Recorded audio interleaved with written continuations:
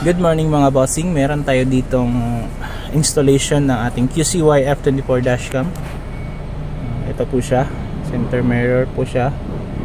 Ito po yung recordings niya. So yung dashcam natin is may front camera ito, tsaka rear. So ito yung kuha ng front niya. As you can see mga boss, napakalinaw niyan kasi 4K yung resolution. And then swipe lang, swipe pa left. Ito yung rear na kuha niya, 1080 yan. So napakalinaw pa rin. At saka kagandahan yan is may night vision yan. Kahit gabi malinaw pa rin yan. So again, swipe again. Swipe lang yung navigate. Ito mayroon din siyang split view. Ito front and rear. Recording to mga boss. Ito yung indicator na recording na siya. Ito yung red. And then kung gusto nyo makita yung recordings nyo, dito lang sa file management. Ito siya.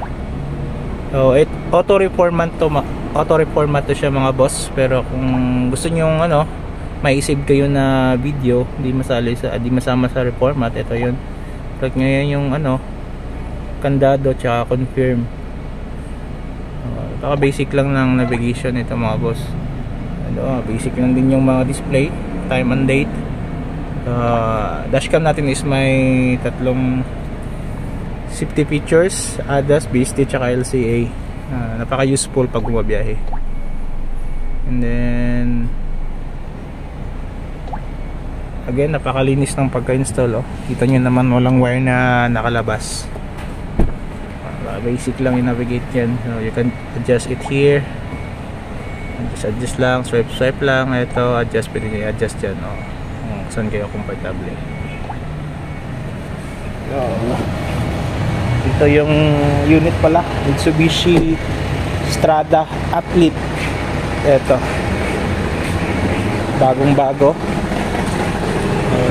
Dito nakakabit yung reverse nya. Ito yung sa stock, ito yung sa amin. Yan mga boss, for more increase mga boss, visit lang to shop. Address Autos Accessories Pagadian. Ito in front of Shell Banale. Ito along the highway lang, swing to Zamboanga, dyan to Pagadian Rotonda. Katabi nito Price Gas. Ito yung shop 1 sa Autos. Yun lang mga bossing, peace.